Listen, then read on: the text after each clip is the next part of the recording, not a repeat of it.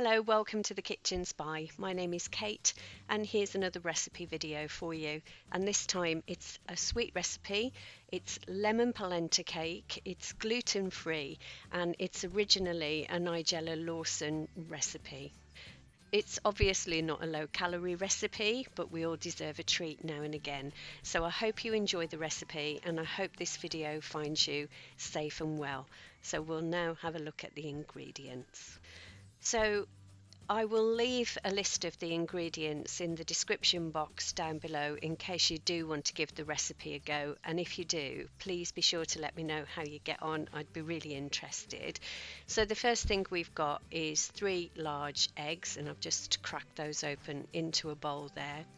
Then we've got 1.5 teaspoons of baking powder, gluten-free baking powder for me because this is a gluten-free cake.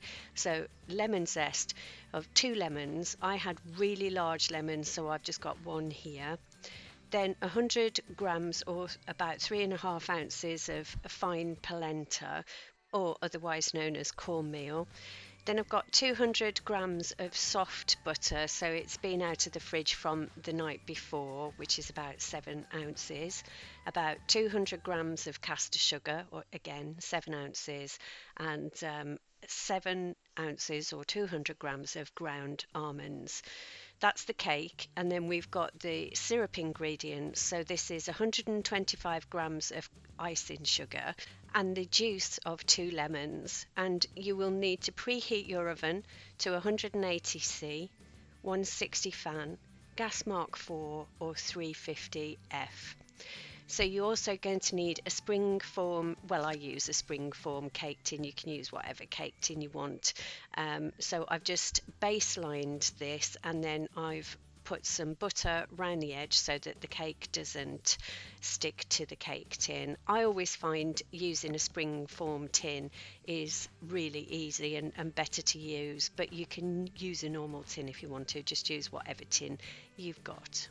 And then the next thing we need to do is just make the cake batter. Now I'm using a stand mixer, but you can just use a bowl with a hand whisk or even a manual whisk if you wanted to, but I'm just using this. So the first thing we're going to do is just cream the butter and sugar together. Now I always like to firstly just cream the butter a little bit first. I just feel like it makes it easier to get the ingredients mixed together nicely. So yes, just pop the mixer down and give that a whisk. And again, I'm using this, this is a Kenwood, I think it's a Kenwood Chef, I don't know. Anyway, it's a Kenwood, and they use this K beater, so I use that for cakes. So there is like a balloon whisk with it, and I would use that if I was making meringues, but for cakes I just use the K whisk.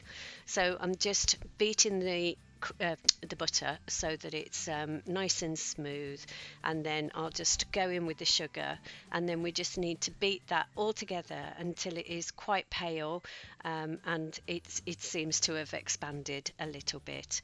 So here we are going in with the sugar. Just beat that, like I say, until it's pale and fluffy. So the day I made this cake, I also did a bolognese recipe, and I was in the kitchen pretty much all morning, and I just really enjoyed it. I just love it when you're cooking for pleasure and not just so that you can have something to eat there and then. Anyway, so yes, once you've mixed all of the butter and sugar together, then it's time to go in with the other ingredients. The only thing I find about using a stand mixer like this is that the mixture does tend to stick to the outside of the pan. So if you were using like a really bulky mixture and you'd got lots and lots of batter in the pan, it's not too bad. But when you're doing a smaller version of a cake like this, then I find you have to scrape the bowl a few times. So once we've got to the position where we're happy, and as you can see there, it's much paler, then we're going to start adding the other ingredients. And what I've got here is the almonds, the polenta and the baking powder all mixed together. So what I'm going to be doing is just adding this, about 1/3 of it, and then mixing that through, and then I'm going to be adding an egg afterwards. So yeah, just pop that on and mix it through, and it doesn't look very good at first. It looks like everything's all clumping up, but as we add more of the ingredients, then that will get better. So once that's mixed together a little bit, then we just need to add the eggs one at a time. So I foolishly put them all in one bowl, so I'm having to scrape them out, but probably better if you did them individually. And then you just need to repeat that until you've used up all of your ingredients. So again, another third of the polenta, then another egg, and then repeat finally, and just make sure that it's all mixed nicely and thoroughly. So this really is a very, very simple cake to do. There's very little jeopardy in it because obviously it's a very mealy cake, so you want it to be quite dense, so you don't have to worry about it not being light enough. And then the final ingredient is the lemon zest. So just pop the lemon zest in and give the whole thing another final big mix up. And then once everything's all mixed together, then you just need to make sure that you get all of the precious batter off the whisk or whatever you're using. Again, this is something that I find really irritating about using this mixer, but I know it's first world problems and all that, but if anyone's got any tips about how to do that better than I'm doing it, then I'd be very, very grateful. So I've just got my cake tin here, and I'm just gonna dollop all of it in there. It's quite a stiff mixture, so you just have to take your time and just make sure that you spread it all out so that it's nice and evenly in the pan, and then just make the surface quite flat, making sure that you're pushing it right to the sides of the cake tin. And then what I like to do with cakes that have got this kind of consistency of batter where it's actually quite stiff is just run the palette knife or the spatula around the edge of the tin, and I just find that helps the cake mixture not to stick too much. And then we just need to pop that in the oven now for about 40 minutes. When it comes out of the oven, as you can see here, it has started to pull away from the edge of the tin, and the skewer is coming out quite clean, but it will feel a little bit squidgy in the middle, and that is absolutely fine. That's exactly what we want. The most important indicator is obviously that the top is brown and that it's started to move away from the edge of the tin.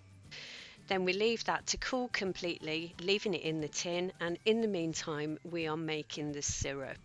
So please excuse the other sauce, but on the stove that's bolognese, and I have actually done a recipe video for that as well. I did one ages ago, but I tried to edit it and there was something wrong with the footage, so I've just done my recipe again. So if anyone's interested in that, I'll pop that up. So we just literally, all we do is mix the lemon juice and the icing sugar, and we just keep mixing it. You don't have to stand over it or anything, and we just need to bring that to the boil. This recipe would also work, I think, with orange or lime in exactly the same way. So just use the zest of the fruit and the juice of the fruit to make the syrup. And it's a really good, easy, versatile recipe, and I think it would make a nice pudding as well as just having it as a cake. So I'm just waiting for that to come to the boil, and then once it has, that's our syrup ready.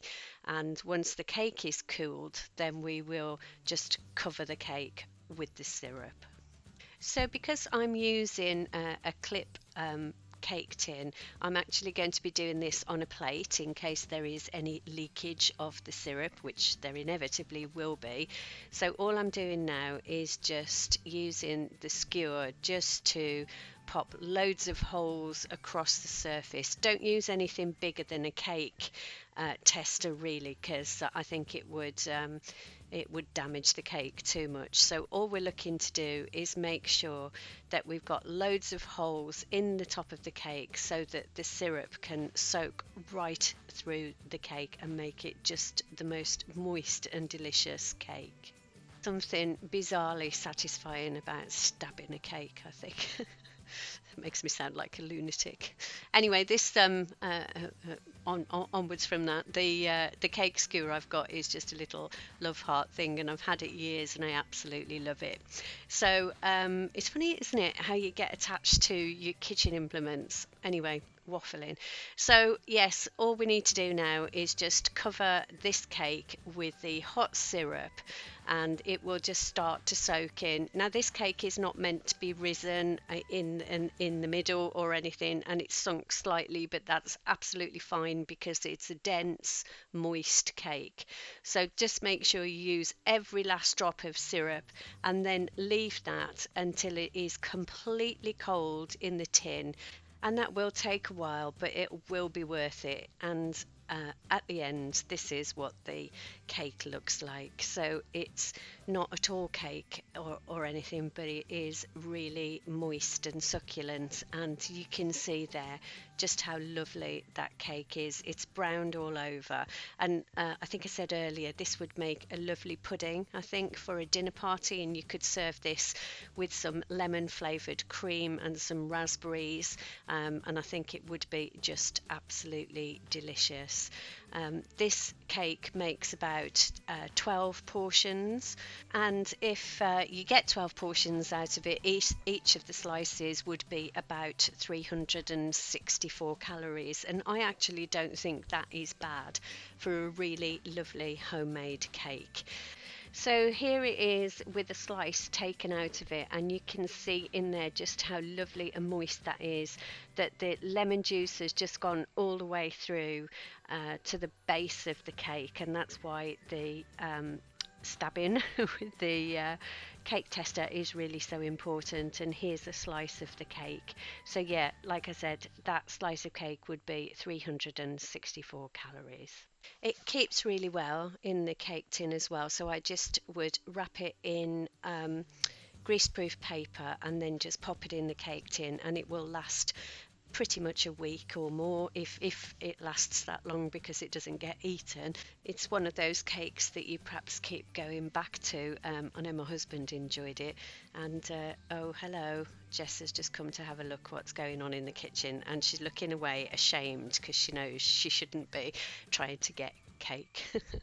So there we are, that's the recipe, lemon polenta cake, a gluten-free recipe and absolutely delicious. I hope you give it a go, and if you do, please let me know how you get on. Thank you so much if you've made it this far into the video. Really appreciate your support. If you're already a subscriber, especially appreciate your support. Thank you very much. And the interaction I have with you guys on this channel is just really heartwarming, and I love it. If you're not already a subscriber, please consider giving the subscribe button a click when it comes up, and also the notification button, so that you will hear when I put up other videos, which will be meals of the week on Wednesdays generally, and food hauls on Fridays. So I hope to see you on the next video. You take care, stay safe. Thanks so much for watching. Bye bye.